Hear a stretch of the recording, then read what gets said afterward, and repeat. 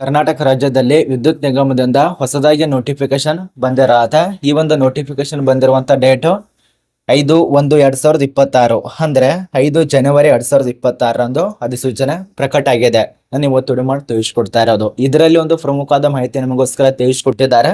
ಇಲ್ಲಿ ನೋಡಿ, ಯಾವೊಂದು ಅಭ್ಯರ್ಥಿಗಳು ವಿದ್ಯುತ್ ಇಲಾಖೆಗೋಸ್ಕರ ಕಾಯ್ತಾ ಇದ್ದೀರಾ, ಈ ಒಂದು ರಿಪ್ಲೈಗೋಸ್ಕರ ಕಾಯ್ತಾ ಇದ್ದೀರಾ, ನೇಮಕಾತಿ ಪ್ರೊಸೆಸಿಂಗ್ ಬಗ್ಗೆ ಕಾಯ್ತಾ ಇದ್ದಾರಲ್ಲ, ನಿಮಗೊಂದು ಖುಷಿಯ ವಿಚಾರ. ಇದ್ರ ಬಗ್ಗೆ ಚರ್ಚೆ ಮಾಡೋಣ. ಈಗಲೇ ತಿಳಿಸ್ಕೊಟ್ಟಿದ್ದಾರೆ, ಅದರಲ್ಲಿ 7/1/2026 ಕೊನೆಯ ದಿನಾಂಕ. ಇಷ್ಟೊಳಗಾಗಿ ಈ ಎಲ್ಲ ಡಾಕ್ಯುಮೆಂಟ್ಸ್ ಅನ್ನ ಸಬ್ಮಿಟ್ ಮಾಡಬೇಕು. ಹೆಂಗೇನು ಅಪ್ಲಿಕೇಶನ್ ಹಾಕ್ಬೇಕಂತೇಳಿ ಒಂದು ಲಿಂಕ್ ಕೂಡ ಕೊಟ್ಟಿದ್ದಾರೆ ವಿದ್ಯುತ್ ಇಲಾಖೆಯಿಂದ.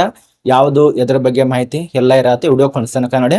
ಯಾರು ಚಾನಲ್ ಅನ್ನ ಸಬ್ಸ್ಕ್ರೈಬ್ ಮಾಡಿಲ್ಲ, ಫೇಸ್ಬುಕ್ ಅಲ್ಲಿ ಯಾರು ಫಾಲೋ ಮಾಡಿಲ್ಲ, ಫಾಲೋ ಮಾಡ್ಕೊಳ್ಳಿ. ಮತ್ತೆ ಏನಾದ್ರೂ ಅಕಸ್ಮಾತ್ ಡೌಟ್ ಇರತ್ತೆ ಕಮೆಂಟ್ ಮಾಡಿ.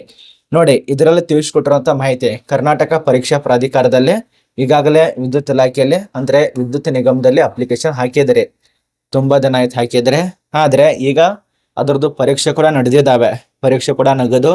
ತುಂಬಾ ಜನ ಅದರದ್ದು ಕೀ ಉತ್ತರಗೋಸ್ಕರ ಕಾಯ್ತಾ ಇದ್ದಾರೆ.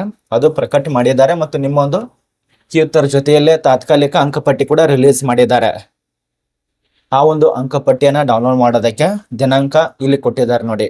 ಸರಿ, ಆ ಒಂದು ಅಂಕಪಟ್ಟಿಯಲ್ಲಿ ಏನಾದರೂ ತೊಂದರೆ ಇತ್ತಂದ್ರೆ 5ನೇ ತಾರೀಕು 5/1/2026ರಂದು ಕೀ ಉತ್ತರನ ರಿಲೀಸ್ ಮಾಡಿದ್ದಾರೆ ಮತ್ತು ತಾತ್ಕಾಲಿಕವಾಗಿ ಅಂಕಪಟ್ಟಿಯನ್ನ ರಿಲೀಸ್ ಮಾಡಿದ್ದಾರೆ. ಆಫೀಸಲ್ಲಿ ಇರುವಂತ ಆಫೀಸಲ್ಲಿ ಇರುವಂತ ವೆಬ್ಸೈಟ್ ದಲ್ಲಿ ಅಂದ್ರೆ ಗೊತ್ತಾಯ್ತು ಅಂತ ತಿಳ್ಕೊತೀವಿ. ಕರ್ನಾಟಕ ಪರೀಕ್ಷಾ ಪ್ರಾಧಿಕಾರ ಆಫೀಸಲ್ಲಿ ಇರುವಂತ ವೆಬ್ಸೈಟ್ ದಲ್ಲಿ ನಿಮ್ಮ ಒಂದು ಅಂಕಪಟ್ಟಿಗಳನ್ನ ರಿಲೀಸ್ ಮಾಡಿದ್ದಾರೆ. ಅದರಲ್ಲಿ ಏನಾದರೂ ಅಕಸ್ಮಾತ್ ಹೆಚ್ಚು ಕಡಿಮೆ ಬಂದಿತ್ತಂದ್ರೆ, ಕೆಲವ್ರದ್ದು ತಪ್ಪಿರತ್ತೆ, ಕೆಲವ್ರದ್ದು ಏನಾದರೂ ಸಮಸ್ಯೆ ಇರತ್ತೆ, ನಿಮ್ಗೇನಾದ್ರೂ ಆಕ್ಷೇಪಣೆಗಳು ಇದ್ದಲ್ಲಿ ಮತ್ತೊಂದು ಸಲ ಅಪ್ಲಿಕೇಶನ್ ಹಾಕ್ಬೇಕಲ್ಲ ವಿದ್ಯುತ್ ಇಲಾಖೆಗೆ ಸಂಬಂಧಪಟ್ಟಂತೆ, ಅದನ್ನ ಸಬ್ಮಿಟ್ ಮಾಡೋದಕ್ಕೆ 7/1/2026 ಬೆಳಗ್ಗೆ 11 ಗಂಟೆ ಒಳಗಾಗಿ ಸಲ್ಲಿಸೋದಕ್ಕೆ ಅವಕಾಶ ಕೊಟ್ಟಿದ್ದಾರೆ. ನೋಡಿ, ರಿಲೀಸ್ ಮಾಡಿರೋದು 5/1/2026ರಂದು.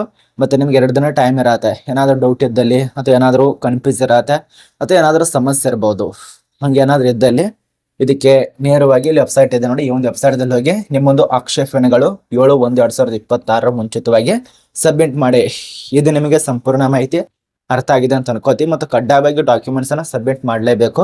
ನೋಡಿ, ಕೀ ಉತ್ತರ ಸಲ್ಲಿಸುವ ಆಕ್ಷೇಪಣೆಗಳನ್ನ ಈ ಹಂತದಲ್ಲಿ ಪರಿಗಣಿಸಲಾಗೋದಿಲ್ಲ, ಅದನ್ನ ತಿಳಿಸ್ಕೊಟ್ಟಿದ್ದಾರೆ. ಅದನ್ನ ಮುಂಚಿತವಾಗಿ ಸಲ್ಲಿಸಿದ್ರೆ ತುಂಬಾ ಒಳ್ಳೆಯದು.